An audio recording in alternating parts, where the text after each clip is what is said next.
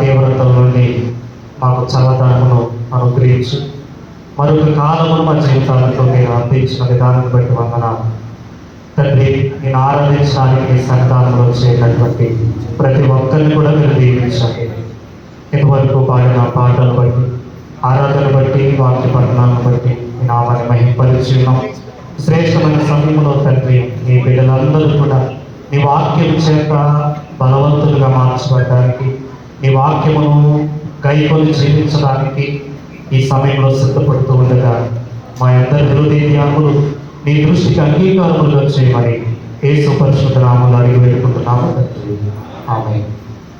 ప్రియమైన దేవుని బిడ్డలారా, మరొకసారి మీ అందరికీ కూడా వందనాలు తెలియజేస్తూ ఉన్నాం. చక్కటి వాతావరణం దేవుడు మనకు అనుగ్రహించారు. ఎండ వచ్చినా మానేస్తాం, వర్షం వచ్చినా మానేస్తాం అన్నట్టు కొంతమంది రాలేదు, బెంచ్లు మిగిలి. కాబట్టి దేవుడు ఇచ్చినటువంటి అవకాశాన్ని దేవుని సన్నిధిలో వచ్చేటటువంటి మనమందరం కూడా వినియోగించుకుంటూ పాటల ద్వారా, ఆరాధనల ద్వారా, వాక్య పఠనాల ద్వారా దేవుని స్తుతించాం, మహిమపరిచాం. వాక్యాన్ని వినడానికి మనం అందరం సిద్ధపడుతున్నాం. ఈరోజు 3 లేఖన భాగాలని ధ్యానించిన తర్వాత ఏర్పాటు చేసినటువంటి అంశం ఏంటంటే పిలుపులో ఫలం. పిలుపులో ఫలం. ప్రియమైన దేవుని బిడ్డలారా, 3 లేఖన భాగాల్లో చక్కటి విషయాలు రాయబడ్డాయి. అబ్రహామును పిలుచుట గడిచిన ఆదివారం ప్రారంభమైంది. ఆ పిలుపులో అబ్రహాముకు దొరికినటువంటి ఫలం అనేటువంటిది మనము చూస్తాం ఆదికాండం 15వ అధ్యాయం నుండి. అదే రీతిగా అపొస్తలుల కార్యములో సేవకులు పేతురు, యోహానులు అక్కడ ఉన్నటువంటి కుంటివాడి యొక్క స్వస్థత కొరకై పిలిచినటువంటి పిలుపును మనం చూస్తాం. అదే రీతిగా మత్తయి సువార్తలో మత్తయి అను వ్యక్తి సుంకపు మెట్టులతో ఉన్నప్పుడు యేసుక్రీస్తు ప్రభువు వారు ఆయన పిలుచుకున్నటువంటి విధానాన్ని మనం చూస్తాం. ఈ 3 లేఖన భాగాల్లో 3 వ్యక్తుల జీవితంలో దొరికినటువంటి ఫలాన్ని మనం చూస్తాం. ఆ ఫలం పొందడానికి ఎన్ని మెట్లు ఎక్కొచ్చారు, ఎంత ప్రయత్నాలు చేశారు అనేటువంటి విషయాలు మనం ధ్యానం చేస్తాం. అయితే ప్రియమైన దేవుని బిడ్డలారా, నిన్ను పిలిచే వ్యక్తిని బట్టి నీకు విలువ పెరుగుతుంటుంది. నిన్ను ఎలాంటి వ్యక్తి పిలుస్తాడో ఆ వ్యక్తిని బట్టి నీకు విలువ పెరుగుతుంది. చిన్న వ్యక్తి పిలిస్తే నీ విలువ అంత మాత్రమే ఉంటుంది.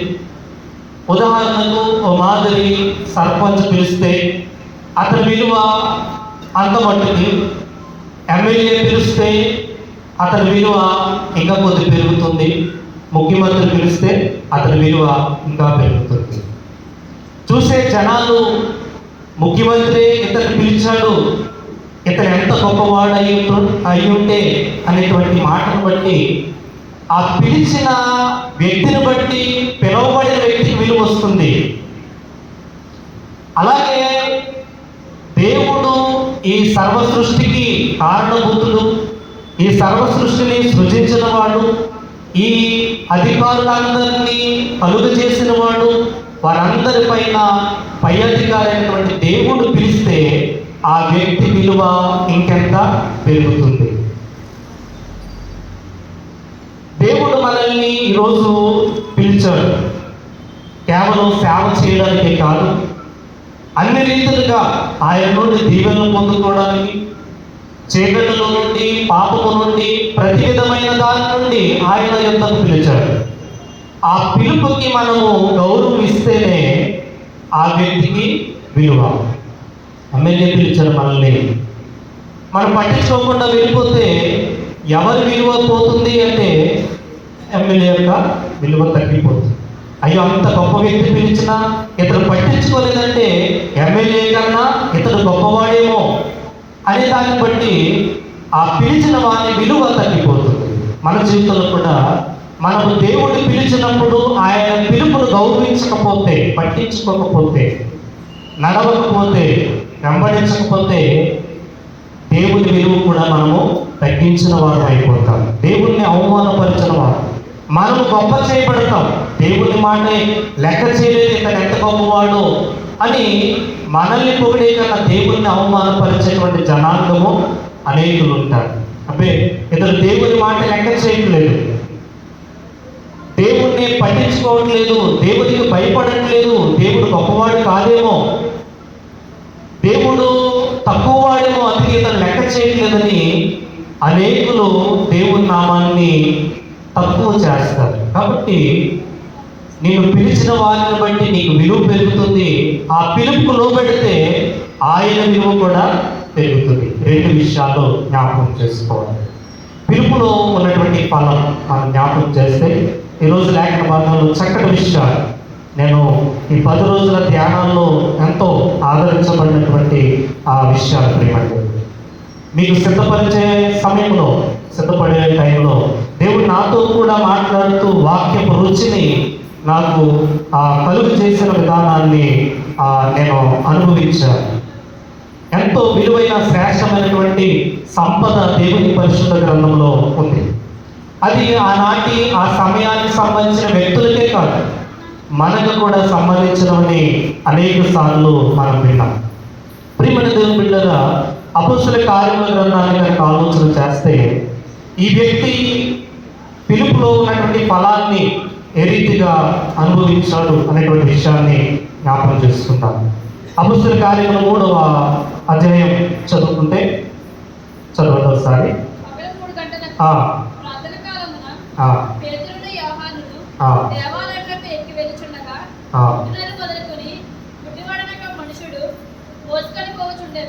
వాడు దేవాలయంలోనికి వెళ్ళువారిని భిక్షమరుటకు కొందరు ప్రతిదినము వారిని శృంగారమైన దేవాలయమునంత ద్వారమునంత ఉంచుచూ వచ్చి. చాలు ప్రియమైన దేవుని బిడ్డగా ఇక్కడ ఒక వ్యక్తి ఉన్నారు. ఆ వ్యక్తి పుట్టినది మొదలుకొని కుంటువాడైనటువంటి ఒక వ్యక్తి. ఇతడు దేవాలయం దగ్గరికి వెళ్తున్నాడు, కానీ దేవాలయం లోపలికి వెళ్ళే అవకాశం లేదు. కారణం ఏంటంటే అతడు కుంటివాడు కాబట్టి, అతని కాళ్ళు పని చేయట్లేదు కాబట్టి అతను దేవాలయం లోపలికి వెళ్ళట్లా. కనీసం ఎవరైనా తీసుకుని వెళ్ళమని కూడా అనట్లేదు. కారణం ఏంటంటే అక్కడ ఉంటేనే, ఆ దేవాలయం మెట్టు దగ్గర ఉంటే అతనికి ఏదో లభిస్తుందని, ఏదో దొరుకుతుందని ఆలోచనతో నేటి దినాల్లో కూడా అనేకులు దేవాలయం బయటే ఉండేటువంటి విధానాన్ని మనం చూస్తూ ఉంటాం. ఆ స్థలం ఉన్నా కానీ ఆ దేవాలయం లోపలికి వచ్చేటువంటి విధానము. అప్పుడు కూడా ఆ రోజుల్లో కూడా ఒక పుట్టికతో పుట్టివాడైనటువంటి ఒక వ్యక్తి దేవాలయం బయటే భిక్ష ఎత్తుకుంటున్నాడు. కారణం ఏంటంటే అతని కాళ్ళు, ఆ చీలమండలు బలము లేనటువంటివి, అతడు పని చేయలేనటువంటి వ్యక్తి కాబట్టి అక్కడే ప్రతిదినము కొందరు అక్కడ నిలబెడుతూ అక్కడ కూర్చోబెడుతున్నారు. అయితే అతడు తర్వాత వచనాల్లో కనుక ఆలోచన చేస్తే 3వ వచనం చదవండి. పేతురును యోహానును దేవాలయంలో ప్రవేశింపబోనప్పుడు వాడు చూచి భిక్షమడుగగా. చాలండి.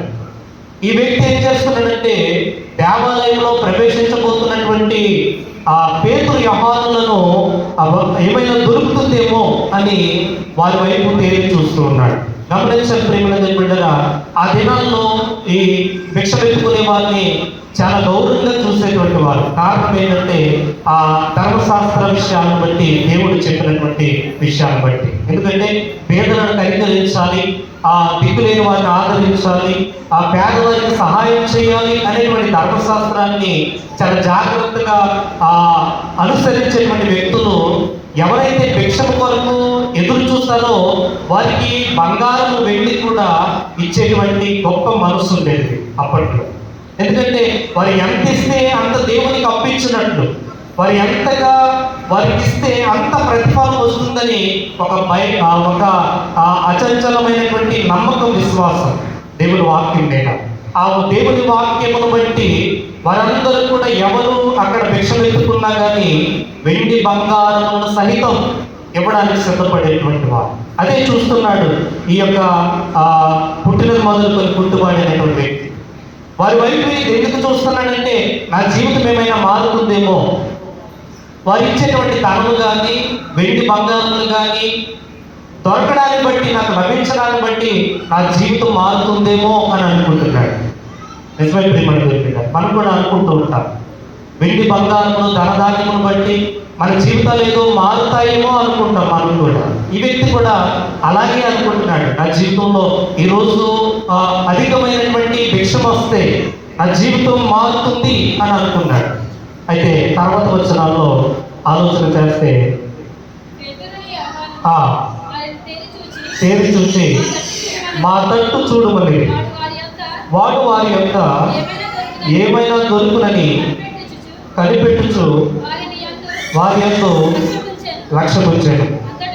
అంతటి పేతురు వెండి బంగారం నా యొక్క లేవు కానీ నాకు కలిగినదే నీకు ఇస్తున్నాను, నజరేయుడైన యేసుక్రీస్తు నామమున నడుమని చెప్పి. ప్రియమైన దేవుని బిడ్డలారా, పేతురు యోహాను చెప్తున్నటువంటి మాట ఏంటంటే, వెండి బంగారం వల్ల నీ జీవితం ఏమి మారదు, లేకపోతే మేము ఇచ్చేటువంటిది దానిని బట్టి నీ జీవితం ఏమి మారదు. కానీ ఒకదానిని బట్టి నీ జీవితం మారుతుంది. ఏంటంటే దేవుని నామమును బట్టి నీ జీవితం మారుతుంది. మా దగ్గర ఉన్నటువంటి ఆ యేసు నామం వల్లనే నీ జీవితం మార్చబడుతుంది అనేటువంటి సంకేతాన్ని ఆ వ్యక్తులు తెలియజేస్తున్నారు ఆ వ్యక్తికి. ప్రియమైన దేవుడు, నిజమే కదా, వెండి బంగారములు దొరకడం ద్వారా, ఇచ్చడం ద్వారా ఎవరి జీవితాన్ని మార్చలేమో, ఎవరి జీవితాలు కూడా మారవు.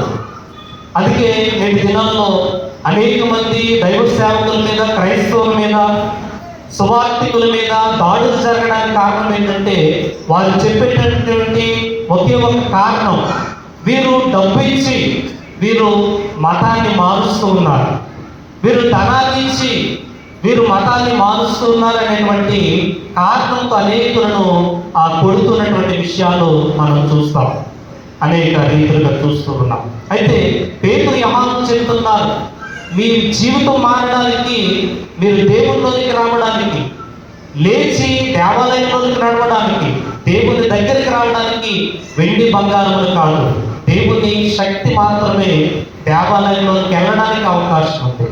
అందుకే ఈ వ్యక్తి జీవితంలో వెండి బంగారం ఇదివరకు దొరుకుంటాయి, ధనము కూడా ఇదివరకు దొరుకుంటుంది, కానీ దేవాలయంలోనికి అవి తీసుకువెళ్ళలేదు. కానీ ఎప్పుడైతే పేతురు యోహానులు అందించినటువంటి దేవుని శక్తిని బట్టి వారు దేవుని మందిరంలోనికి గంతులు వేయించు పరిగెట్టాడు. కాబట్టి ఈ వాక్యం ద్వారా చెప్తున్నటువంటి మాట ఏంటంటే, డబ్బులు ఇవ్వడాన్ని బట్టి, ధనము లేకపోతే ఏవేవో ప్రలోభాలు చూపించి మిమ్మల్ని దేవుని సన్నిధిలో నడిపించడం ఏ వ్యక్తి యొక్క ఉద్దేశం కాదు. కేవలం దేవుని శక్తి మాత్రమే మిమ్మల్ని దేవాలయంలోకి కానీ, క్రైస్తవ్యంలోకి కానీ, దేవునిలోనికి కానీ నడిపించింది అనే విషయాన్ని మీరు గుర్తెరగాలి. ప్రియమైన దేవుడు, మీరు దేవుని సన్నిధిలోనికి రావడానికి కారణం కేవలం దేవుని శక్తే, దేవుని పిలుపు మాత్రమే. ఏదో ఒక రీతిగా దేవుడు మిమ్మల్ని పిలుచుకున్న విధానమే ఒక కారణం తప్ప వేరేది కూడా కారణం కాదు. ప్రియమైన దేవుని బిడ్డలారా, ఈ వ్యక్తి చేస్తున్నటువంటి పని ఏంటంటే, వారి వైపు తేరి చూచాడు. వారి వైపు తేరి చూచాడు. తేరి చూడటం అంటే కన్నులు పైకెత్తి, అనగా కొండల తట్టు, లేకపోతే క్రీస్తు నామం వైపు, క్రీస్తు శక్తి వైపు అతను కన్నులెత్తి చూడడాన్ని బట్టి అతనికి దేవుని శక్తి లభించింది. ప్రియమైన మన జీవితంలో దేవుని వైపు చూడాలి. దేవుని వైపు చూస్తేనే మనకి ఫలము కలుగుతుంది. దేవుని పిలుపును అంగీకరించి ఆయన వైపు చూస్తేనే మనకు ఫలం అనేది కలుగుతుంది. ప్రియమైన దేవుని బిడ్డలారా, గమనించండి, చాలామంది చేసేటువంటి పొరపాటు ఏంటంటే, మనకు కలిగి ఉన్న దానిని బట్టి దేవుణ్ణి స్తుతించకుండా లేని దాన్ని బట్టి దేవుణ్ణి విడిచిపెట్టేటువంటి వ్యక్తులుగా మనం అనేక సార్లు ఉంటాం. ఈ వ్యక్తిని కనుక ఆలోచన చేయండి, ఇతని కాళ్ళు మాత్రమే పనిచేయవు, కానీ కళ్ళు పనిచేస్తాయి, చెవులు పనిచేస్తాయి, నోరు పనిచేస్తుంది. అంటే అర్థం ఏంటంటే, ఇతను పనిచేయని దానిని బట్టి కాదు, కానీ పనిచేసే కళ్ళను బట్టి ముందుకు వెళ్ళాడు. అర్థమవుతుందండి. ఎవరైనా చూడకూడదు మీరు ఎవరు వచ్చినా. అది డిస్టర్బెన్స్ వస్తుంది. కాబట్టి ప్రేమల దేవుని బిడ్డలారా, ఇతని కాళ్ళు మాత్రం లేవు కానీ పరిచయం కానీ కళ్ళు ఉన్నాయి. దానిని బట్టి ముందుకు వెళ్తున్నాడు. అనగా నా కాళ్ళు పని చేయలేదు కదా, నేను మీ పిలుపుని అంగీకరించను, మీ మాట వినను అనట్లేదు. కాళ్ళు సంగతి మర్చిపోయాడు మొత్తానికి. కానీ కళ్ళతో ఆ పేతురు యోహాను వైపు తేరి చూస్తున్నాడు. ప్రియమైన దేవుని బిడ్డలారా, లోపమైతే లోపించింది, కానీ అతనికి కలిగిన మరొక దాన్ని బట్టి దేవుడు స్తుతిస్తున్నాడు. పరిశుద్ధ గ్రంథంలో అనేక సందర్భాలు ఉన్నాయి. ఇతడు కాళ్ళు పనిచేయని దాన్ని బట్టి కళ్ళు పనిచేస్తున్నాయి కాబట్టి ముందుకు వెళ్ళాడు. మరొక సందర్భంలో కళ్ళు లేనటువంటి ఒక గుడ్డివాడు కాళ్ళు పనిచేయడాన్ని బట్టి యేసుక్రీస్తు కోనేటికి వెళ్ళి కడుక్కోమంటే నడిచి వెళ్ళాడు. నా కళ్ళు పనిచేయట్లేదు కదా, ఎలా నడవగలను అనట్లేదు. కాళ్ళు ఉన్నాయి కదా, ఏదోలాగా నడవాలి. కళ్ళు పనిచేయవు కదా, ఆ వంకతో మానేద్దాం అన్నట్లేదు. అలాగే ఆ మరొక ఆ స్త్రీ, రక్తస్రావం గల స్త్రీ, రక్తస్రావం కలగానే కదా దేవుడి దగ్గరికి ఎందుకు వెళ్ళడం అనుకోవట్లా, తనకున్న శక్తిని బట్టి ముందుకు వెళ్ళింది. లోపాన్ని మనం చూపించకూడదు. లోపాన్ని చూపించి దేవుణ్ణి వెంబడించడం మానకూడదు.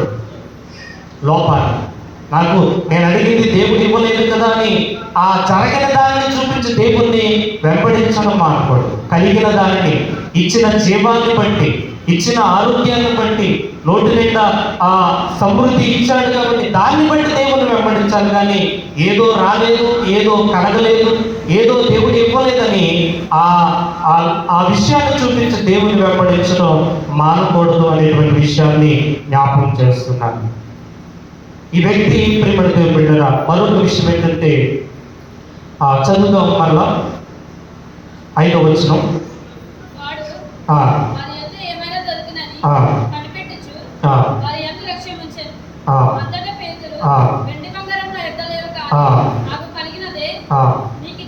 చాలు. ప్రేమల దేవుని బిడ్డరా, ఈ వ్యక్తి చేసినటువంటి పని ఏంటంటే లోకమును విడిచి దేవుని వెంబడిస్తున్నాడు. లోకము మరిచి దేవుని స్తుతిస్తున్నాడు. లోకాన్ని విడిచి దేవుని వెంబడించడం నేర్చుకోవాలి మనం కూడా. లోకమును మరిచి ఈ వ్యక్తి వారి వైపు తేరి చూస్తూ ఉన్నాడు. నిలబడకపోయినా కూర్చొనైనా దేవుని వైపు, దేవుని ఆ నామం వైపు చూస్తున్నాడు. ప్రియమైన లోపాన్ని కానీ లోకాన్ని కానీ పట్టించుకోవట్లేదు. అయ్యో ఏమవుతుందో, ఏం జరుగుతుందని పట్టించుకోవట్లేదు, కానీ ఆ తేరు చూస్తున్నాడు. ప్రియమైన అటువంటి సందర్భంలో ఆ లోకాన్ని విడిచి లోపమును, వారి యొక్క బలహీనతను మరిచి ఎప్పుడైతే వారి వైపు తేరి చూస్తున్నాడో అప్పుడు వారు చెప్పినటువంటి మాట ఏంటంటే, వెండి బంగారములు మా యొక్క లేదు, మాకు కలిగి ఉన్నదే నీకు ఇచ్చుచున్నాము అనేటువంటి మాట తెలియజేస్తున్నాడు. అంటే అర్థం ఏంటంటే, నీ అవసరత మేము తీర్చలేము, కానీ మేమిచ్చేది నీ అవసరత తీరుస్తుంది. నీ అవసరత అనగా నువ్వు ఏ ఆశతో ఇక్కడ కూర్చున్నావో వెండి బంగారం దొరుకుతాయని ఆ అవసరత మేము తీర్చలేము, కానీ మేమిచ్చేటువంటి యేసు నామము నీ అవసరత తీరుస్తుంది. ఎంతగా తీరుస్తుందంటే కేవలం ఆ సమృద్ధి ఇవ్వడాన్ని బట్టి కాదు, పుట్టుకతో లేనటువంటి కాళ్ళలో చీలమండలను బలమని కూడా ఇచ్చి నడిపించగల అవసరత దేవుని శక్తి తీరుస్తుంది అనేటువంటి విషయాన్ని జ్ఞాపకం చేస్తుంది. దేవుడు నేను పిలిచేది ఎందుకంటే ప్రియమైన దేవుని బిడ్డగా నీ అవసరాన్ని తీర్చడానికి కాదు. దేవుని శక్తి నీ కుటుంబంలోనూ, ఆయన యొక్క మనసు, ఆయన యొక్క ప్రేమ, ఆయన యొక్క మాటలు నీలో ఉండాలన్నదే. నీ అవసరం లేదో తీర్చేయాలి, ధనధాన్యాలు ఇచ్చేయాలి, వెండి బంగారం ఇచ్చేయాలి, సంపదించేయాలి, గృహాలు ఇచ్చేయాలి అని ఆయన నిన్ను పిలవట్లేదు.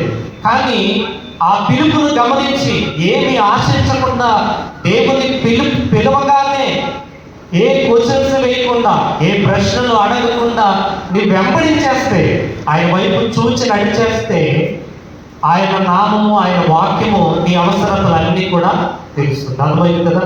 నువ్వు ఆయన వైపు, ఆయన పిలుపుని అంగీకరించేది నీ అవసరం తీరుతాయని, ఆరోగ్యం బాగుంటుందని, ఏదో సంపద వస్తుందని కాకుండా నువ్వు ఆయన వెంబడిస్తే, ఆయన పిలుపుని పట్టించుకుంటే ఆయన నీవు అడగకపోయినా నీ అవసరతను తీరుస్తాడు. కాళ్ళు ఇమ్మని ఇతను అడిగాడా? అడగలేదు. దేవాలయంలో నడిపించని అడిగాడా? అడగలేదు. దేవుని స్తుతించడానికి నాకు సహాయం చేయమని అడిగాడా? అడగలా. కానీ వారి వైపు తేరి చూచాడు. వారు ఇచ్చేది అతని యొక్క అవసరతను అంతటి తీర్చి కాళ్ళు, అదే గొప్ప భాగ్యం. వెండి బంగారం అక్కర్లేదు, పుట్టుకతో లేనటువంటిది అతడికి అనుగ్రహించబడింది, అదే గొప్ప భాగ్యం. ఎక్కడున్నవాడు అడుక్కోవలసిన పరిస్థితి లేదు. చక్కగా పని చేసుకోవచ్చు, సంపాదించుకోవచ్చు. ఏదైనా దేవుడు తన శక్తిని బట్టి ప్రతి అవసరతను తీర్చాడు అనేటువంటి విషయాన్ని మీకు జ్ఞాపకం చేస్తున్నాను. ప్రియమైన దేవుడు, కాబట్టి ఈ వ్యక్తి చేసింది మరొకటి ఏంటంటే, మీరు ఏమి ఇస్తారో చెప్పండి, నేను వెంబడిస్తాను అన్నట్లా. మీరు ఏమి ఇస్తారో చెప్పండి, అప్పుడు మీ వైపు చూస్తాను అని మాట కూడా అన్నట్ల. మీరు చదివితే మా వైపు తేరి చూడుము, మా తట్టు చూడుమనేది అనే మాట మనం చదువుతాం.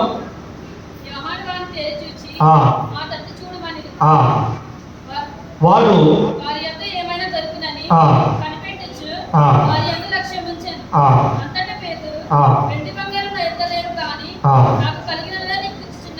ప్రియమైన దేవుడు. కాబట్టి ఇతడు మనం ఆలోచన చేస్తే ముందు ఏమిస్తారో చెప్పండి అని అనట్లేదు.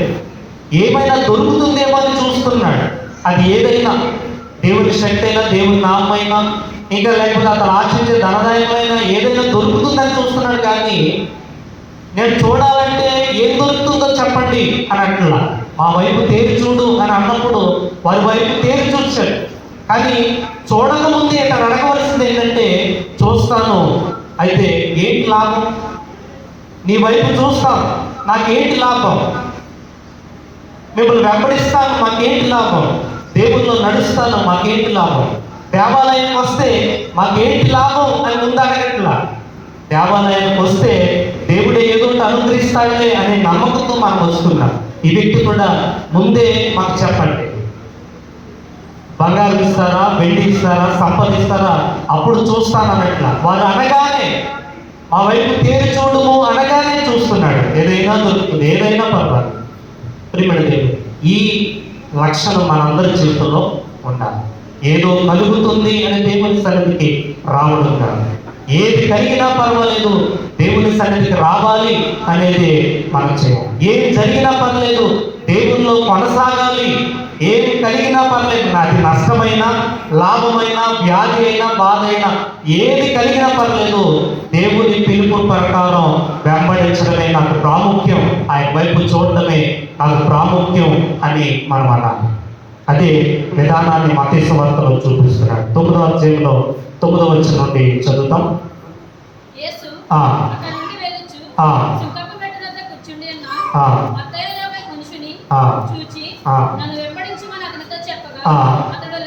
అతడు లేచి ఆయన వెంబడించాడు. చూడండి ప్రియమైన దేవుడు, మత్తయి ఒక సొంత మెట్టు దగ్గర కూర్చున్నాడు. యేసుక్రీస్తు అతని దగ్గరికి వెళ్ళి నన్ను వెంబడించు అన్నాడు. అంతే, వెంటనే అతను లేచి వెంబడించడం ప్రారంభించాడు.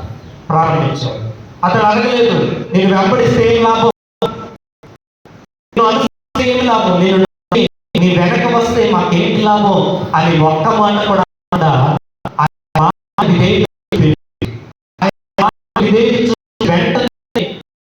వెంబడించాడు.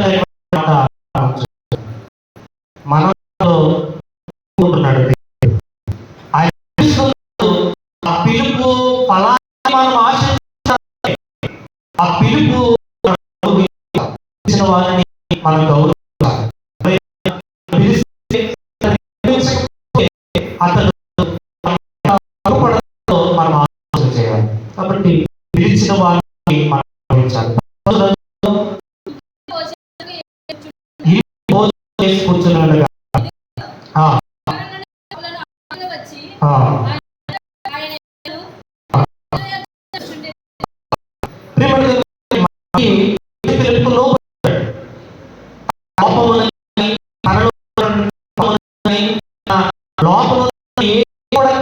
చూపించట్లేదు. ఎలాగంటే నేను పుట్టివాడు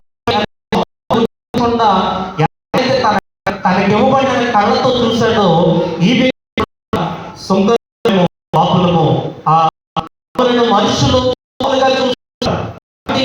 ఆ లోపల మేము చూసి నిన్ను వెంబడించాలని ఆలోచన చేయాలి.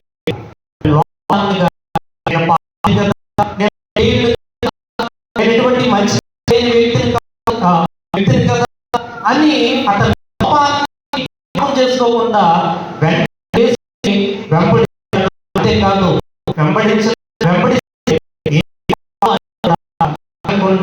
ఆ వెంటనే వెంబడిస్తున్నాడు. ఇప్పుడు దేవుని నుండి లభించినటువంటి మేలు ఏంటంటే ఆ 10వ వచనంలో ఆయన భోజనంలో కూర్చుండగా ఇదిగో సుంకరులు పాపం అనేకులు వచ్చి ఆయన యొద్దను ఆయన శిష్యుల యొద్దను కూర్చుండ్రి. పరిచయం అది చూసి ఈ బోధకుడు సుంకరులతోనూ పాపులతోనూ కలిసి ఎందుకు భోజనం చేస్తున్నాడని ఆయన శిష్యులను అడిగింది. ఆయన ఆ మాట విని రోగులకే కానీ ఆరోగ్యం గల వారికి వైద్యులు అడగటం. గమనించండి ప్రియమైన దేవుని కదా, సుంకరులతో పాపులతో ఎన్నిక లేని వారితో బలహీనులతో యేసుక్రీస్తు సహవాసంలో భోజనం చేస్తున్నటువంటి సమయంలో చుట్టుపక్కల ఉన్నటువంటి పరిచయులు శాస్త్రులు వీరందరూ కూడా శిష్యులను అడుగుతున్నారు, ఏంటి మీ బోధకుడు అలాంటి వారితో భోజనం చేస్తున్నాడు, వారు మంచివారు కాదు కదా, వారు పాపులు కదా అని అంటున్నప్పుడు ఎవరు సమాధానం చెప్పాలి? ఎవరిని అడిగారు? శిష్యులను అడిగారు పరిచయం. కానీ సమాధానం ఎవరు ఇస్తున్నారంటే యేసుక్రీస్తు ఇస్తున్నాడు. రోగులకి కానీ ఆరోగ్యమైన వారికి వైద్యులు అక్కర్లేదని చెప్పి ఆ మాట తర్వాత కానీ సమాధానం చెప్పింది ఎవరంటే యేసుక్రీస్తు అనేటువంటి మాటను మనం చూస్తున్నాం. అనగా నీవు దేవుడు లేకపోతే నీవు ఆ యేసుక్రీస్తు సహవాసం చేస్తున్నప్పుడు, నీవు దేవుణ్ణి వెంబడిస్తున్నప్పుడు, దేవుల్లో కొనసాగుతున్నప్పుడు మనుషులు నిందలు వేస్తారు. వీళ్ళు తక్కువ కొలను వారి దేవుణ్ణి వెంబడిస్తున్నారని కొందరు, దేవుడు ఏమి చేయనప్పుడు ఆయన ఏమి చేస్తాడో చెప్పనప్పుడు ఎందుకయ్యా వెంబడిస్తున్నామని అనేకులు నిన్ను గేలి చేస్తున్నప్పుడు, అవమానపరుస్తున్నప్పుడు, నిందపరుస్తున్నాడు. నీకేమి చేయనప్పుడు, నీకు దేవుడు ఏ కార్యం చేయనప్పుడు ఎందుకు వెంబడిస్తున్నామని అందరూ అన్నప్పుడు సమాధానం నువ్వేమీ చెప్పగలలేదు. దేవుడు యేసుక్రీస్తే నీ పక్షమున సమాధానం చెబుతాడు. ప్రియమైన దేవుడా, భోజనం చేసేటప్పుడు ఆ పరిచయులు శత్రులు లాంటి వారు దేవుణ్ణి వెంబడిస్తున్నటువంటి వ్యక్తులని గేలి చేస్తూ ఉన్నారు. వాళ్ళు మంచివారు కాదు. ఎందుకు వారిని ప్రేమిస్తున్నాడు మీ బోధకుడు అని చెప్పినప్పుడు వెంటనే యేసుక్రీస్తు వారి పక్షమున యుద్ధము చేస్తున్నాడు. వారి మీద కనీసం మాట కూడా పడకుండా, వారి మీద ఏది పడకుండా సమాధానం యేసుక్రీస్తు ఇస్తున్నాడు. శత్రువుల యొక్క నోరు ఎవరు మోయిస్తున్నారంటే యేసుక్రీస్తే మోయిస్తున్నాడు. ప్రియమైన దేవుని బిడ్డ, దేవుణ్ణి నమ్మి వెంబడిస్తూ ఫలాలను ఆశించకుండా లేకపోతే ఆశించి దేవుడు ఏదో కార్యం చేస్తాడని వెంబడిస్తూ నీ జీవిత ప్రయాణం ప్రారంభించిన నీవు ఈ ప్రయాణంలో అనేకులు నీ చుట్టూ ఉన్నవారు నీ ఎడల దేవుడు కార్యం చేయనప్పుడు ఎందుకు వెంబడిస్తున్నారు? నిన్ను ఇన్ని సంవత్సరాలుగా దేవుడు పట్టించుకున్నప్పుడు ఎందుకు వెంబడిస్తున్నావు? దేవుణ్ణి నువ్వు నమ్మడం అవసరమా? దేవుడు నీ స్థితిని అలాగే ఉంచేస్తాడు. దేవుడు నీ స్థితిలో ఎటువంటి అభివృద్ధి లేదు, నీ కుటుంబంలో ఎటువంటి సమృద్ధి లేదు, నీ యొక్క దాంపత్య జీవితంలో ఎటువంటి బహుమానం లేదు అని చెప్పి అనేకులు నిన్ను నిందలు అవమానాలు వేస్తున్నప్పుడు సమాధానం ఎవరు చెప్తారంటే యేసుక్రీస్తే చెప్తారు. నువ్వు దేవుని విషయంలో చేసే పనిలోనైనా, ఆయన పిలుపుని నమ్మి వెంబడించిన ఆ పిలుపులోనైనా నీకు కలిగే అవమానాలు, నిందలు, సమస్యలు, శ్రమలు అన్నీ కూడా సమాధానం ఇచ్చేది యేసుక్రీస్తే. ఖచ్చితంగా శత్రువుల యొక్క నోరు మూయించేది ఆయనే అనే విషయాన్ని జ్ఞాపకం చేస్తున్నాను. ఏమి మూయిస్తాడు అనేది ఆ ఆదికాండం నుండి మనం చూస్తాం. ఈ మధ్య సువార్తలో మీరు భోజనం కలిసి చేస్తున్నారు. భోజనం అనగానే మనం వాక్యం అని అర్థం, లేకపోతే సహవాసం. ఈ సహవాసంలో వారు బయట ఉన్నటువంటి ఏమీ పట్టించుకోవట్లా. ఆ సుంకరులు పాపం యేసు చూసుకుంటాడులే. మనకు కూడా ఆ నిరీక్షణ ధైర్యం ఉండాలి. ఆ ధైర్యంతోనే మనం ఉండాలి. నా పక్షముగా దేవుడు చూసుకుంటాడు. నేనెందుకు మాట్లాడాలి? నేను సహవాసం చేసేది గొప్ప వ్యక్తితో, విలువ గల శ్రేష్టమైనటువంటి ఆ వ్యక్తితో, కాబట్టి ఆయన చూసుకుంటాడులే అనే ధైర్యము నీకు ఉండాలి. ఆ ధైర్యం ఉంటే ఆయనే చూసుకుంటాడు. ఇంకెవరు కూడా మాట్లాడతారు. ఏ కార్యమైనా నీకు లోటుగా ఉన్న ఏదైనా ఆయన చేస్తారు. ఆరోగ్య విషయంలోనా, లేకపోతే గర్భఫలం విషయంలోనా, సమృద్ధి విషయంలోనా, గృహాల విషయంలోనా, వ్యాపారాల విషయాలు, విదేశీ ప్రయాణం, ఏదైనా సమస్తం దేవుడే చూసుకుంటాడు. నువ్వు చేయవలసింది ఏంటంటే ధైర్యంగా ఉంటుంది. ఎవరు కూడా పల్లెత్తు మాట అయినా మాట్లాడు. ఆది కాండం చూద్దాం. అటువంటి ధైర్యాన్ని చెప్పినటువంటి సందర్భాన్ని మనం చూసి ముగించుకుంటాం. అటువంటి శత్రువులు చుట్టూ ఉన్నటువంటి సందర్భంలో అబ్రాహాము జీవితంలో జరిగినటువంటి 15వ అధ్యాయము మొదటి వచనం చదువుతాం. ఇవి జరిగిన తరువాత ఆ వాక్యము అబ్రాహామునకు దర్శనమందు వచ్చి, అబ్రాహామా, భయపడకు, నేను నీకు కేడము, నీ బహుమానము అత్యధికమగునని చెప్పాడు. పిలుపులో ఫలాన్ని ఇక్కడ మనం చూస్తున్నాం. ఏంటంటే అబ్రాహామును దేవుడు పిలిచాడు. ఆ పిలుపులో కొనసాగుతూ ఉన్నాడు. పిలిచినప్పుడు వాగ్దానం చేశాడు. 12వ అధ్యాయంలో చదువుదాం. 2వ వచనం. 12వ అధ్యాయము 2వ వచనం. నిన్ను గొప్ప జనముగా చేసి నిన్ను ఆశీర్వదించి నీ నామమును గొప్ప చేయను, నీవు ఆశీర్వాదముగా ఉండు. చాలు. దేవుడు పిలిచినప్పుడు ఫలమిస్తానని చెప్పాడు, వాగ్దానం చేశాడు. నిన్ను గొప్ప జనముగా చేస్తాను, నిన్ను ఆశీర్వదిస్తాను, ఇదే చెప్పాడు దేవుడు. అయితే తర్వాత అధ్యాయాల్లో ఆ ప్రామిస్ అనేది ఎక్స్పాండ్ అయింది. చేసినటువంటి వాగ్దానం ఇంకా విస్తరించింది. దేవుడు కేవలం నేను గొప్ప జనంగా చేస్తాను, నేను ఆశీర్వదిస్తానని చెప్పాడు అంతే. తర్వాత ఆ ఆశీర్వాదాన్ని ఇంకా పెంచుకుంటూ వెళ్తున్నాడు దేవుడు. నిజమైన ప్రేమడు దేవుడు మనం పిలిచినప్పుడు ఒకవేళ వాగ్దానం చేసిన, ఒకవేళ దర్శనం అందు మాట్లాడినా అది అలాగే ఉండిపోదు, తగ్గదుగాని పెరుగుతుంది. అయితే మనం చేయవలసింది ఏంటంటే కొన్ని ఉన్నాయి. అయితే ఏమేమి పెరిగినాయి అబ్రాహాము జీవితంలో? 13వ వచనంలోకి వచ్చేసరికి ఆశీర్వాదం లెవెల్ పెరిగింది. చూడండి, ఆ 13వ వచనంలో 16వ వచనం.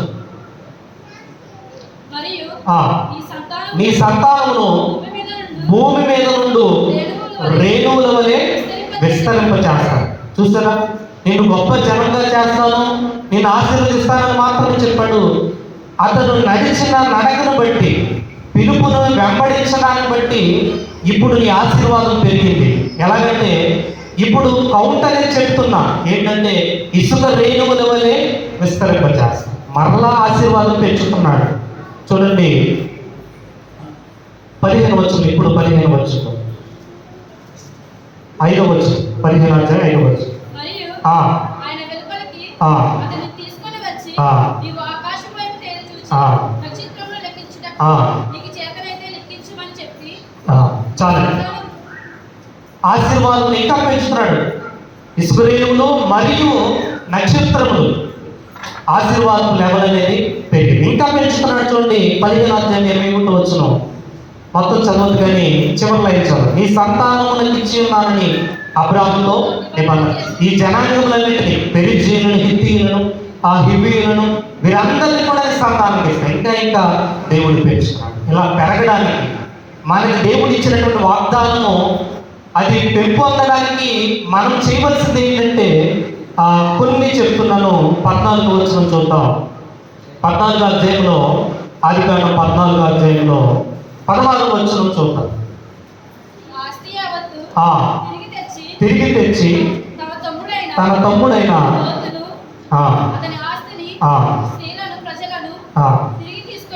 చాలు. అదే 23వ వచనం కూడా మీరు తర్వాత చదవండి. ఇప్పుడు చదువుకోవద్దు, నోట్ చేసుకోండి.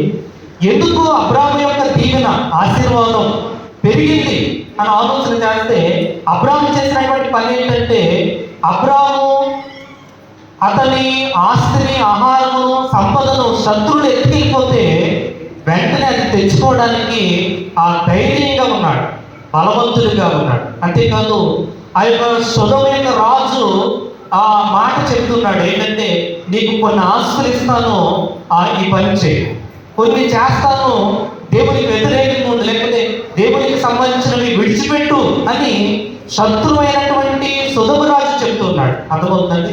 కొన్ని విడిచిపెట్టు, దేవునికి సంబంధించినవి నువ్వు విడిచిపెడితే నీకు కొన్ని ఇస్తాను, అదొకటి. అదే రీతిగా అబ్రాము చేసిన మరో పని ఏంటంటే అతను కోల్పోయింది వెంటనే తీసుకు తెచ్చుకున్నాడు. మన జీవితంలో మన ఆశీర్వాదం అభివృద్ధి చెందాలంటే శత్రువును ఓడించాలి. శత్రువు దగ్గర మనది ఏదైనా ఉందేమో, మనం పోగొట్టుకుంది ఏదైనా ఉందేమో అని అది ధైర్యంగా పోరాడి తెచ్చుకోవాలి అనేటువంటి విషయాన్ని జ్ఞాపకం చేస్తుంది. శత్రువు దగ్గర ఏది మనం ఉంచకూడదు, మనకి సంబంధించింది సాతాను దగ్గర ఏది ఉండకూడదు. అది మన ప్రవర్తన అయినా, మన యొక్క భక్తి జీవితమైనా, లేకపోతే మనకు ఉన్నటువంటి జ్ఞానమైన ఏదైనా కానీ దేవునికి ఇవ్వాలి తప్ప సాతానుడి దగ్గర విడిచిపెట్టకూడదు. సాతానుడి కొరకు నీ యవ్వన జీవితాన్ని ఇవ్వకూడదు, నీ జ్ఞానాన్ని ఉపయోగించకూడదు. చాలామంది బలవంతులు యవ్వన బిడ్డలు ఉన్నారు, లేకపోతే అనేక స్త్రీలు, పురుషులు ఎవరైనా దేవునికి నీ బలాన్ని ఇవ్వాలి కానీ సాతానుడికి ఇవ్వకూడదు. చాలామంది చేసే పొరపాటు ఏంటంటే మీరు నొచ్చుకోవద్దు కానీ సేవకుడి గారు చెప్తున్నారు. ఇక్కడ కాదు, ఒకవేళ మా ఊర్లో కొంతమంది యవ్వన బిడ్డలు ఈ సినిమా హీరోల్ని వెంబడిస్తూ ఉంటారు. వెంబడించడం మంచిది కాదు, సేవకుడి గారు చెప్పాలి. కాబట్టి వెంబడించే క్రమంలో వారు చేస్తున్నటువంటి పొరపాటు ఏంటంటే నేను చూసింది, చెప్పాలనుకున్నది, వారి తండ్రి గారు, తల్లి గారు హాస్పిటల్లో, ఐసీయూలో మంచి చనిపోయే పరిస్థితుల్లో ఉన్నారు. ఆ రోజునే ఒక హీరో సినిమా రిలీజ్. తండ్రి ఏమో కనతల్లిదండ్రులేమో ఐసీయూలో ప్రాణ పరిస్థితులు ఉన్నారు, ఇతనేమో రోడ్డు మీద ఆ హీరో యొక్క ఫోటోకి, విగ్రహానికి పాలాభిషేకం చేస్తున్నారు. ఆ పాలేదో ప్రియమైన దేవుని బిడ్డలారా తండ్రికి ఇచ్చిన ఆ పాలు వృధా చేయడాన్ని బట్టి ఆ ధనము వృధా చేయకుండా ధనాన్ని తండ్రి ట్యాబ్లెట్లు కూడా కోసం ఖర్చు పెడితే అది మంచిది. కానీ ఎంత అవివేకంగా జ్ఞానహీనులుగా ఉన్నారంటే అనేక మంది బిడ్డలు. తండ్రి ఏమో ప్రాణ పరిస్థితులు ఉంటే నువ్వు రోడ్డు మీద గంతులు వేస్తూ, బట్టలు కొనిచ్చినవి చించుకుంటూ, అవమానకరంగా ఆ పాలుతో ఆ ఫోటోని నువ్వు ఎంత వెంబడిస్తున్నావంటే ఎంత బుద్ధిహీనులుగా. సాతానుడికి మన జ్ఞానాన్ని ఉపయోగించుకోవాలి, మన బలాన్ని, మన బట్టలను, మన వస్త్రాలని సాతానుడి కొరకు ఉపయోగించుకోవాలి. చక్కగా తల్లిదండ్రులు వేల రూపాయలు ఖర్చు చేసి తినుకో ఏదో పని చేసుకొని విదేశాల్లో ఆ మంచి బట్టలు కొనుక్కొని నీకు బట్టలు కొనిస్తే నువ్వేమో ఎవడో నీకు చూడకపోయినా, ఆడెవడో నీకు తెలియకపోయినా వాటి కొరకు చించేసుకొని ఎంత నష్టపరుస్తున్నావు. కాబట్టి సాతానుడి దగ్గర మనకున్నటువంటి ఏది కూడా ఉంచుకోండి. తర్వాత మీ విషయానికి వదిలేస్తున్నాను. కాబట్టి ప్రియమైన దేవుని బిడ్డ 15వ అధ్యాయం 2వ వచనాన్ని చదువుతాం. సమయం 10 నిమిషాలు ముగిసి. నాకేమి ఇచ్చినని నేను సంతానం లేనివాడును పోవచ్చున్నాను. చాలు. ప్రియమైన దేవుని బిడ్డ నీకు బహుమానం ఇస్తున్నాను, ఎందుకంటే నువ్వు సాతానాన్ని జయించావు కాబట్టి, శత్రువుల దగ్గర ఏది ఉండకుండా తీసి తెచ్చుకున్నావు కాబట్టి నీకు బహుమానము ఇస్తూ ఉన్నాను. నీ బహుమానం అత్యాధికం అవుతుంది అని ఆశీర్వాదాలు ప్రకటిస్తున్నాడు దేవుడు. అయితే ఏం చెప్తున్నాడంటే నువ్వే నాకు ఎంత బహుమానాలు ఇచ్చినా నేను సంతానము లేనివాడు, నేను సంతానం లేనివాడు. ఎలియాజరు మరియు నా పనివారికి సమృద్ధిగా సంతానం ఉంది, కానీ నువ్వు వాగ్దానం చేసి 10 సంవత్సరాలు అయింది, ఇంకా నాకు సంతానం లేదు. నిజమే, వాగ్దానం చేసేసరికి అతని వయసు 75 ఏళ్ళు, ఇప్పుడు 85 సంవత్సరాల సమయంలో మళ్ళీ నీకు సంతానం ఇస్తానంటున్నా, బహుమానం ఇస్తానంటున్నాడు. అయితే 10 సంవత్సరాలు ఎదురు చూశాడు, మరలా ఇస్తాడేమో, మరలా ఇవ్వలేదు, మరలా చెప్తున్నాడు. ఈ చెప్పేదాన్ని మనం గమనిస్తే ప్రార్థన చేస్తున్నాడు, ప్రభువా చూడండి, ప్రభు యెహోవా నాకేమి ఇచ్చిందని నేను సంతానం లేని వాడిని ప్రార్థన చేస్తున్నాడు. ప్రియమైన దేవుడు, ప్రార్థన 75 సంవత్సరాల వయసులో ప్రార్థన చేశాడు. 10 సంవత్సరాలు గడిచాడు. ఇప్పుడు 85 సంవత్సరాలు, 10 సంవత్సరాలు ఎదురు చూసినా అతను ప్రార్థన మాత్రమే. ఇప్పుడు 10 సంవత్సరాలు అయితే ఇక ఇవ్వడేమో అని ప్రార్థన నిర్లక్ష్యం చేయట్లా. బహుమానం వద్దు ప్రభువా, సంతానం కావాలి. మరలా దేవుడు వాగ్దానం చేశాడు, సంతానం ఇస్తాను, పైకి నక్షత్రాలు చూడు, అలా చేస్తానని. మరలా ఎప్పుడు సంతానం ఇచ్చాడంటే 100 సంవత్సరాల వయసులో. ఇప్పుడు 85, 99 సంవత్సరాలకి గర్భం ధరించింది. ఆ గర్భాన్ని ఇచ్చాడు సారాకి. అబ్రహాం 99, అనగా మరొక 14 సంవత్సరాలు ఎదురు చూశాడు. మొత్తం 24, మొత్తం 25 సంవత్సరాల తర్వాత దేవుడు వాగ్దానాన్ని ఇచ్చాడు. ప్రియమైన దేవుడు, కానీ ప్రార్థన మాత్రం మానట్లేదు. ఎప్పుడు ప్రార్థన చేస్తూనే ఉన్నాడు. నీకు దేవుడు ఇస్తున్నటువంటి మాట, ధైర్యాన్ని ఇస్తున్నటువంటి మాట ఏంటంటే, సంవత్సరాలు గడిచిన దేవుడు వాగ్దానం చేస్తే, ఆయన మాట ఇస్తే ఖచ్చితంగా సంతానమైన, ఏదైనా సమృద్ధి అయినా, ఆస్తులైన ఏదైనా కానీ దేవుడు ఇవ్వడం అయితే మానడు. ఆలస్యం అవ్వచ్చు కానీ ఇవ్వడం మాత్రం మానడు అనేటువంటి విషయాన్ని జ్ఞాపకం చేస్తున్నాను. అయితే ఇచ్చే క్రమంలో నీకు ఏమి ఎదురవుతాయంటే, అవమానాలు ఎదురవుతాయి, నిందలు ఎదురవుతాయి, వేదనలు, సమస్యలు ఇవన్నీ ఎదురవుతాయి. మత్తయి సువార్తలో ఆ పిలిచిన మత్తయి దగ్గర ఎదురైనవే ఇవే మనందరి జీవితంలో ఎదురవుతాయి. అయితే మనమేమి సమాధానం చెప్పక్కర్లా. ఏసే దేవుడే సమాధానం. నీకు గర్భఫలం ఇవ్వడం ద్వారా, నీకు ఆస్తులు ఇవ్వడం ద్వారా, ఏది ఇవ్వడం ద్వారా అయినా ఆయనే నోరు ఇస్తాడు. నీకు మాత్రం ప్రార్థన చేయడం మాత్రం మానదు. ఖచ్చితంగా ప్రార్థన సంవత్సరాలు గడిచిన, అయ్యో నేను దేవుడిని వెంబడించి 10 సంవత్సరాలు అయిపోయింది, ఏది సంతానం. మా వాళ్ళు చెప్పారు, దేవుని నమ్ముకో, దేవాలయం నీళ్ళు సంతానం కలుగుతుందని చెప్పి 10 సంవత్సరాలు అయింది, ఇప్పటికీ కలగలేదని దేవుని సన్నిధిని మాననటువంటి వారు చాలా మంది ఇక్కడ ఉన్నారు. దేవుని మీద సలుముకుండా, దేవుని మీద నిందలు వేయకుండా, ఇస్తాడులే అనే నిరీక్షణతో ఎదురు చూసేవారే ఇక్కడ ఉన్నారు తప్ప, దేవుడిని ఇవ్వలేదు కదా విడిచిపెడదామని విడిచిపెట్టిన వారు ఇక్కడ లేకపోవడం ఈ సంఘాలకు ఉన్నటువంటి గొప్ప భక్తి జీవితం అనేటువంటి విషయాన్ని జ్ఞాపకం చేస్తాను. చివరిగా ముగిస్తూ ఉన్నాను. ఆ అబ్రహాముని 2 సందర్భాల్లో 2 చోట్లకు తీసుకొచ్చి ఆ పిలుపుని గుర్తు చేస్తున్నాడు. ఒకటి ఇసుక రేణువుల దగ్గరికి. ఒకవేళ అక్కడ మనకు సముద్రం అని చెప్పలేదు కానీ నేను చెప్తున్నాను, ఇసుక రేణువులు బహుశా ఎక్కడ ఉంటాయంటే సముద్రపు దగ్గర ఉంటాయి. అలాగే నక్షత్రాలు ఎప్పుడు ఉంటాయంటే చీకటిలో ఉంటాయి. పగలు ఉంటాయా? నక్షత్రం ఉంటాయి కానీ పగలు కనిపించదు. ఈ 2 సందర్భాల్లో అబ్రహాముని 2 సందర్భాలు తీసుకొచ్చారు. ఒకటి సముద్రపు అలల దగ్గరికి తీసుకొచ్చారు. అక్కడ ఇసుక రేణువులు ఎప్పుడు వస్తాయంటే అలలు కొట్టినప్పుడు అలలతో పాటు ఇసుక ఒడ్డుకు చేరుతారు. అంతేనా? గమనించారా? ఇసుక ఒడ్డుకి ఎప్పుడు ఉంటుందంటే ఆ అలల ద్వారా తీసుకొస్తుంది. అబ్రహాముకి ఆ అలల దగ్గర నిలబెట్టి, ఇదిగో ఈ ఇసుక రేణువులు సంతానాన్ని చేస్తాం. అలలు దేనికి సాదృశ్యం? శ్రమలకి, సమస్యలు. అలల చేత పట్టబడుతూ ఉంటాం. అలల చేత మనకి పాట చివరి మనం ముగింపు ప్రాంతంలో పాడుతున్నాం. అలలు అనేవి సమస్యలకి కారణం. ఎప్పుడైనా బ్లెస్సింగ్స్ అనేవి వితౌట్ సఫరింగ్, ఆశీర్వాదాలు, సమస్యలు, శ్రమలు లేకుండా రావు. అదే అబ్రహాము నేర్పిస్తున్నాడు. ఈ అలల దగ్గర ఈ ఇసుక రేణువులు చూపిస్తున్నాడు. అంటే సమస్యల్లో, శ్రమల్లో నిలబడిన తర్వాత నీకు ఆశీర్వాదము ఇస్తాడు. అలాగే చీకటిలోకి తీసుకొచ్చాడు. చీకటిలోకి తీసుకొచ్చి నక్షత్రాలను చూపిస్తున్నాడు. చీకటి దేనికి సాదృశ్యం అంటే సమస్యల కొలిమి, చీకటి, అగాధం, ఇదంతా కూడా ఏమీ లేనటువంటి శూన్యము. అక్కడికి తీసుకొచ్చి ఈ శూన్యంలో ఉన్నప్పుడు నీకు సంతానాన్ని అలా విస్తరిస్తాడు. ప్రియమైన దేవుడు, నీవు నిందల్లో ఉన్నప్పుడు దేవుడు నీ ఫలాన్ని బయటకు తీసుకొస్తాడు. నీవు చీకటిలో, సమస్యల్లో ఉన్నప్పుడు నీ ఫలాన్ని బయటకు తీసుకొస్తాడు. 10 సంవత్సరాల నుంచి ఒక చెట్టు ఫలం ఇవ్వకుండా ఒకేసారి 1 సంవత్సరం ఇస్తే దాన్ని ఆ అనుభూతి ఎంత గొప్పగా ఉంటుంది ప్రియమంటే. అలాగే ఈ నిందల వలయంలో ఉన్నప్పుడు దేవుడు తీసుకొచ్చి ప్రతి నోరు మూయించేలాగా బహుమానాన్ని చేతులు పెడితే అది ఎంత గొప్ప కారణమో ప్రియమంటే. అందుకే ఆకాశం వైపు చూడు, సముద్రం వైపు చూడు, లేకపోతే ఇవన్నీ చూడు, సఫరింగ్స్ లేకుండా బ్లెస్సింగ్స్ అనేవి ఉండవు. మనందరి జీవితంలో అదే చెప్తున్నాడు. ఈ త్యాగాన్ని, మీ శ్రమను, వీటన్నిటిని జ్ఞాపకం చేసుకోండి ప్రియమైతే.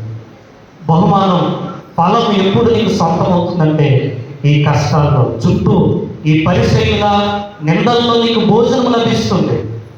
లేకపోతే నీ చీలమండలి ఎప్పుడు అభివృద్ధి చెందుతుందంటే దేవుని శక్తిని బట్టి. కాబట్టి సమస్యలు వచ్చినా, నిందలు వచ్చినా, వ్యాధులు వచ్చినా దేవుని పిలుపుని నుండి బయటికి వెళ్ళొద్దు. ఆ పిలుపులోనే ఫలం దాగుంది. పిలుపుని వెంబడిస్తూ నువ్వు బయలుదేరు. ఒకరోజు ఆలస్యమైన దేవుడు అద్భుతం చేస్తాడు. అటువంటి గొప్ప కార్యం మీ అందరి జీవితంలో చేయులాగున పరిశుద్ధాత్మ దేవుడు తన సహాయం మీకు అనుగ్రహించును గాక. ఆమేన్. సమస్త జ్ఞానం యేసుక్రీస్తు వల్ల మీ హృదయములకు, తలపులకు కావలి ఉండును గాక.